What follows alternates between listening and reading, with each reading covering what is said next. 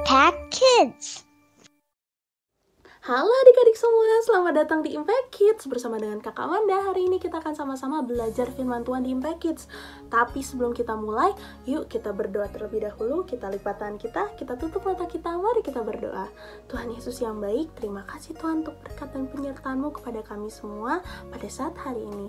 Dan saat ini kami mau belajar firman-Mu di Impact Kids. Tuhan yang berkati supaya kami bisa mengerti setiap kata-kata yang akan Kau sampaikan kepada kami melalui Impact Kids hari ini.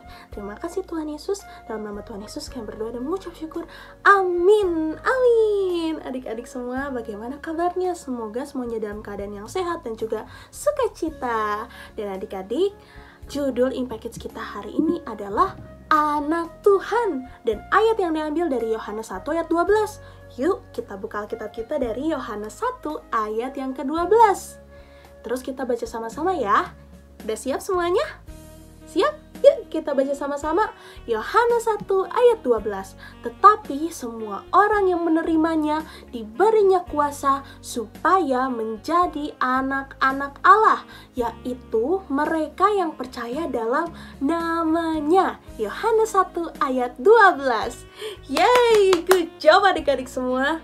Nah adik-adik, Kakak Amanda punya pertanyaan nih. Adik-adik di sini punya keluarga nggak? Mungkin keluarga yang sangat besar, ada banyak sepupu, banyak paman, banyak bibi, atau ada juga nggak adik-adik yang di sini adalah anak tunggal? Atau ada juga nggak di sini adik-adik yang mungkin punya banyak kakak dan adik di rumahnya? Wah, ada bermacam-macam ya. Nah, adik-adik tahu nggak? Jika adik-adik adalah seorang yang percaya kepada Tuhan Yesus, yaitu orang Kristen, adik-adik itu mempunyai keluarga yang jauh lebih besar daripada yang adik-adik bayangkan. Karena ketika adik-adik sudah menerima Tuhan Yesus, maka Tuhan Yesus sudah menjadikan adik-adik sebagai anak-anaknya. Dan adik-adik sudah masuk ke dalam keluarga kerajaan Allah sebagai putra dan putri Tuhan Yesus. Dan adik-adik tahu nggak?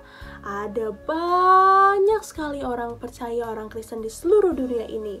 Jadi adik-adik memiliki anggota keluarga kerajaan Allah dimanapun adik-adik pergi. Wah adik-adik, yuk hari ini kita akan mendengarkan cerita dari Mary. Nah, jadi adik-adik, pada suatu hari Mary itu sedang melipat pijamannya, bajunya, dia meletakkannya di dalam lemari. Lemarinya warna putih, bagus sekali. Dia taruh kaos kakinya, dia taruh celana jeansnya, dia lipat celana-celananya yang lain, dan juga dia menggantung ada 3 kaos kecilnya ke dalam lemari putih kecil Mary.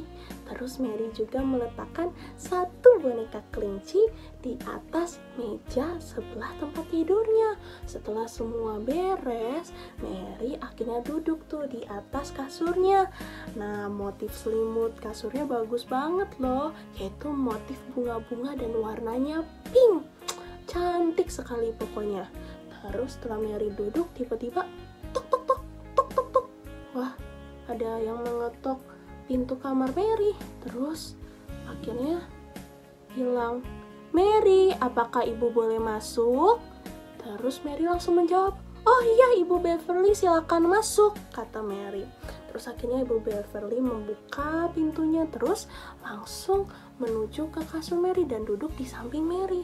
Nah, terus Ibu Beverly bilang gini ke Mary, "Mary, nanti di kamar mandi kamu bisa lihat ya, ada handuk, ada sampo, ada sabun, ada sikat gigi, ada odol, pokoknya semua peralatan untuk mandi Mary sudah tersedia. Nah, terus kalau Mary butuh apa-apa, kabarin ya ke Ibu Beverly ya."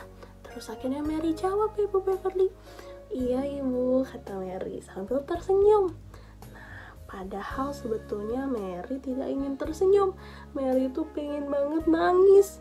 Karena saat ini sebetulnya yang dia butuhkan bukan handuk, sampo, odol, sikat gigi, maupun sabun untuk mandi. Tapi yang Mary butuhkan adalah mamanya dan juga semua keluarganya yang saat ini tinggal jauh dari Mary di negaranya. Terus Mary juga setelah pindah ke negara ini, dia tuh selalu merasa sebagai anak yatim piatu yang gak punya papa, yang gak punya mama. Karena saat ini Mary itu seperti tinggal sama orang-orang yang gak pernah Mary kenal sebelumnya. Memang beberapa bulan yang lalu, sebelum Mary tinggal di rumahnya Ibu Beverly, Mary itu tinggal di suatu negara namanya Salvador. Tapi akhirnya keluarga Mary memutuskan untuk mengirim Mary ke negara Amerika karena papa mamanya Mary merasa tidak aman kalau misalnya Mary tetap tinggal di Salvador, karena banyak sekali orang-orang jahat yang berusaha untuk mencelakakan orang-orang yang tinggal di negara itu. Nah, tapi sayangnya papa mama Mary nggak punya uang yang cukup untuk mengantar Mary pergi bersama-sama dengan seluruh keluarganya untuk pindah ke negara yang lebih aman, yaitu Amerika Serikat. Jadinya mereka menitipkan Mary kepada Ibu Beverly untuk dirawat dan dibawa ke Amerika sendirian. Jadi Mary saat ini merasa sepi banget dan Mary merasa takut sekali karena Mary sudah meninggalkan rumah aslinya di Salvador, sudah meninggalkan semua keluarganya di Salvador. Nah, tapi Ibu Beverly mengerti perasaan Mary. Dia melihat wajah Mary yang sudah hampir menangis. Akhirnya dia meletakkan tangannya di atas tangan Mary, terus bilang seperti ini,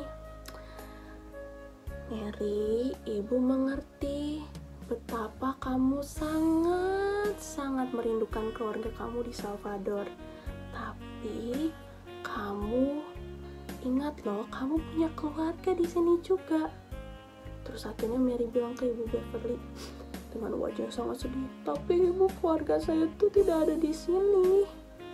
Terus akhirnya Ibu Beverly bilang, "Tapi kamu masih ingat nggak kalau misalnya kamu pernah bilang ke Ibu Beverly kalau kamu punya Tuhan Yesus dan percaya bahwa Tuhan Yesus adalah juru selamat kamu?" Terus Mary berpikir, "Oh iya, sepertinya Mary pernah ya cerita ke Ibu Beverly." "Iya Ibu," kata Mary mengangguk. "Saya ingat banget karena keluarga saya pergi ke gereja setiap minggu.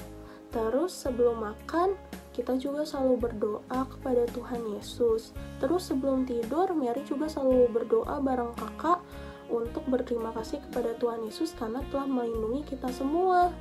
Terus akhirnya Ibu Beverly tersenyum. "Nah, kalau begitu kamu adalah salah satu anak Tuhan juga.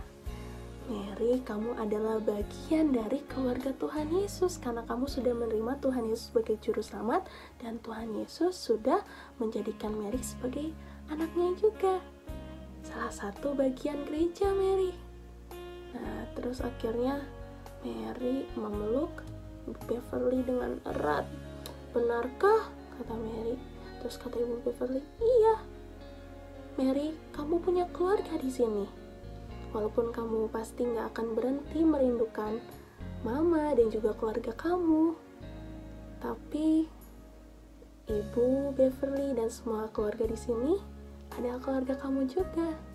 Terus Beverly sambil memeluk Ibu Beverly bilang, "Iya, Mary senang banget deh rasanya tahu kalau Mary juga punya keluarga di sini." Nah, adik-adik, begitu cerita dari Mary. Bagaimana dengan adik-adik semua? Apakah adik-adik juga mengikut Tuhan Yesus? Percaya bahwa Tuhan Yesus sudah menyelamatkan adik-adik dari dosa adik-adik? Nah, jika sudah, maka adik-adik adalah bagian dari keluarga Tuhan Yesus, yaitu bagian dari gereja. Nah, keluarga itu akan saling menolong dan saling mendukung satu sama lain. Tidak peduli seberapa jauh nih jaraknya. Mungkin adik-adik saat ini lagi terpisah dari papa mama, kakek nenek maupun saudara adik-adik. Nah, tapi adik-adik tetap bisa menemukan keluarga di gereja karena adik-adik adalah bagian dari keluarga Tuhan Yesus. Seperti ayat yang sudah kita baca dari Yohanes 1 ayat 12, "Tetapi semua orang yang menerimanya diberinya kuasa supaya menjadi anak-anak Allah, yaitu mereka yang percaya dalam namanya." Jadi ingat, adik-adik adalah anak Tuhan Yesus. Yuk kita berdoa. Tuhan Yesus yang baik, terima kasih untuk firman-Mu dari Impact Kids hari ini. Kami percaya kepada Tuhan Yesus sebagai Juru Selamat yang telah menyelamatkan kita dari dosa kita. Dan terima kasih sudah mengangkat kita sebagai anak Tuhan Yesus. Dan saat ini kami berdoa, Tuhan yang terus sertai kami, bimbing kami, dan berikan berkat kepada kami dan juga keluarga kami. Terima kasih Tuhan Yesus. Dalam nama Tuhan Yesus kami berdoa dan mengucap syukur. Amin. Amin adik-adik semua. Sampai bertemu di Impact Kids selanjutnya. Bye-bye. Tuhan Yesus memberkati.